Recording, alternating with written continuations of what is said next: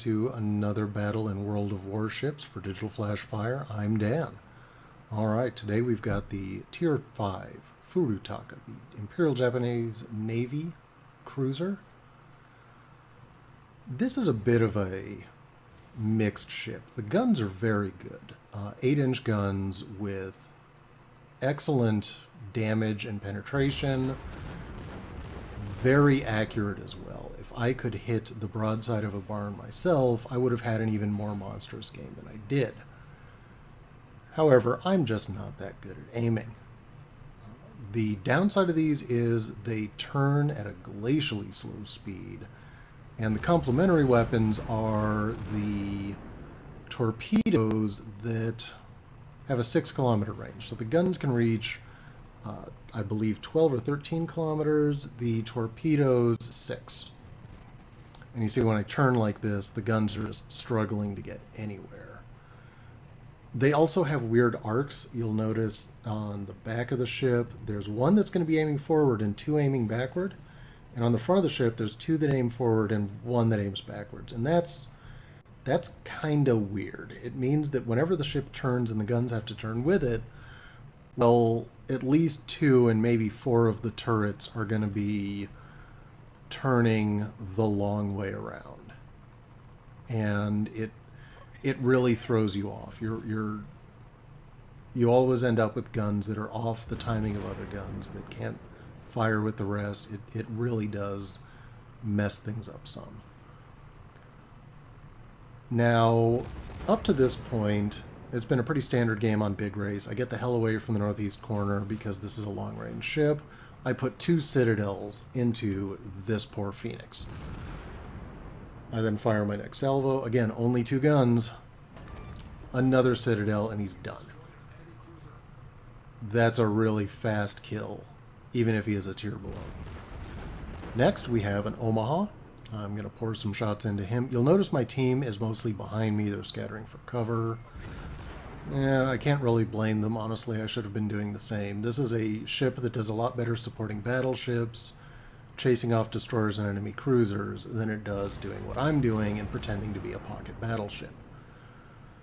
I'm going to keep hammering away at this guy. You'll notice that the other Furutaka behind me is definitely having a worse game than me. Keep up the fire, and get into some cover. Now, as I move closer to these islands, I start deciding what my next play is going to be. I'm not too worried about the destroyer dead ahead of me because he's running into everybody.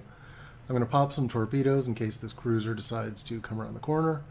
And I'm going to keep my guns trained on him. This is not a ship to be glancing around, guessing where your enemy is. You kind of want to know where your next shot's going to go because these guns turn very, very slowly. And you'll notice my team has just a swarm of angry destroyers back to the south of me, cruisers, all kinds of fun stuff. They're also lobbing torpedoes ahead of me, which I can be happier about, but hey. World of Warships. I'm going to pound some more shots into this other Phoenix. And here comes his torpedoes. Got to dodge that. Always fun to do when your turrets turn like old people running a sprint. Turn back to get my turrets aligned, pop some more shots into him. Look at the angle that last citadel went in at. That was going almost straight down his hull and penetrated his thickest armor. That's why I think this ship gets a lot of bad rap. It's the only cruiser.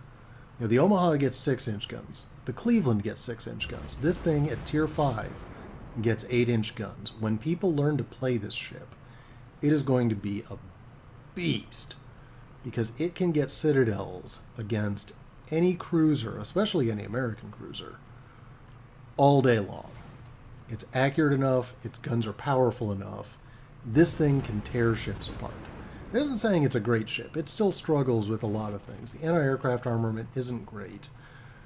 The turrets turn very slowly, which forces you to keep at arm's length, and when people get inside on you, shooting at destroyers in this thing is Benny Hill music time. It's really rough. But I've got 2 kills, and I'm still on about 75% health. You know, this Omaha is hurting. The AFK battleship over there is going to be taking all the fire from my friends, never mind that There's an Omaha and a New York that are coming around the corner that they should probably pay more attention to. But again, World of Tanks players, open beta, join now. See the stupid. See the torpedoes run out of steam right in front of me. Always a good place for them to run out of steam.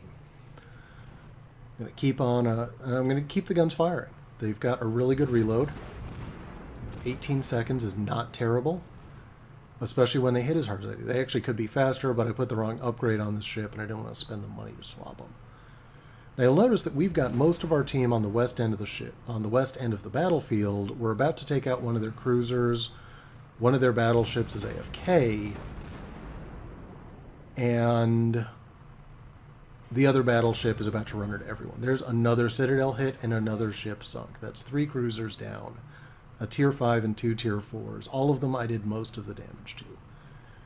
Now, I could shoot at him, and I could shoot the carrier, but I'm not going to. I'm going to keep focusing on the actual threat. I'm going to put some torpedoes in on him, and I'm just going to finish off as many gunshots as I can, because I've only got 6,000 health. This guy's about to tear me apart, and there's nothing I can do about it. Boom. So, Citadel hit, and I'm done. My ship splits in half, it starts to sink, their carrier is running for his life. Now, yeah, you can shoot at the carrier. I'd rather my team was shooting at this guy. He can do a lot more damage where he's at. One of my torpedoes, yes! Shot from the grave. Now, at this point, my team is going to capture. They don't really have to at this point. They could choose to hunt down the enemy, but our team is pretty evenly split. They have 7 ships left. 5 of ours are on the east. 5 or 6 of ours are on the eastern half, including a carrier, and the rest are on the western half. So it would really be a toss of the dice to see what exactly is going to happen, who's going to win. And there's no reason, yeah, maybe bloodthirsty me, if I was still alive and I was hunting experience, well, yeah, I'd probably want to drag this game out a little bit longer. But you also want to win the game. And everyone in this game has done pretty good damage. Everyone has actually contributed pretty well. So why not capture? Why not finish the game off?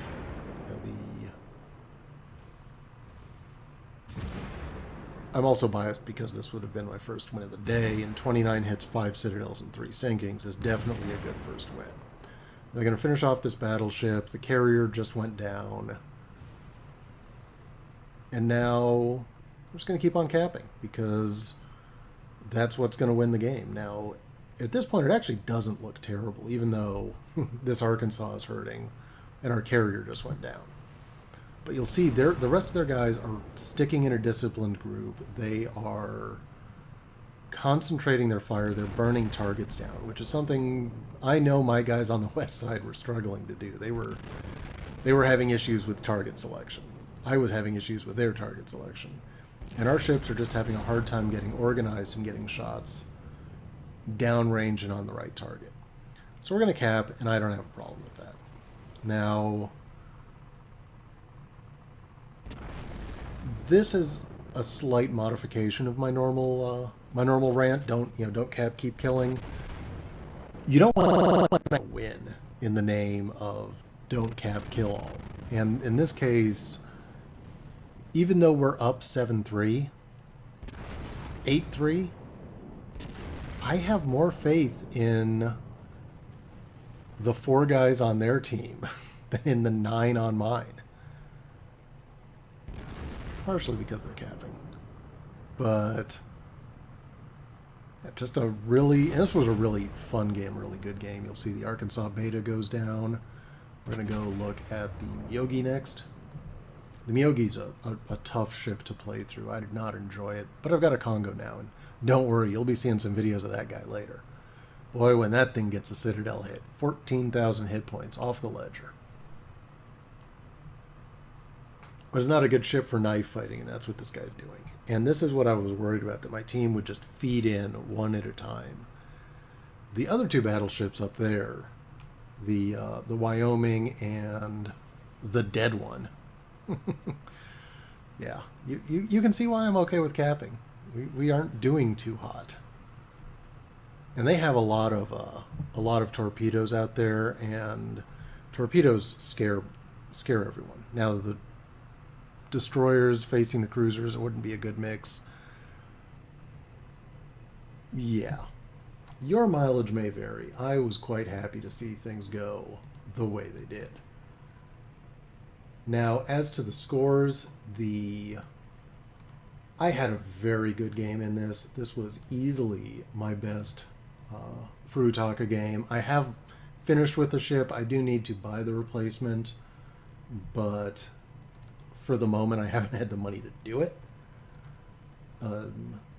2,312 experience for me, 116 free, 162,000 credits, torpedo hit, flooding, 5 Citadel hits, 29 gun hits. I wasn't top experience. I was actually number 3. The Omaha Cruiser and the Kuma were both ahead of me.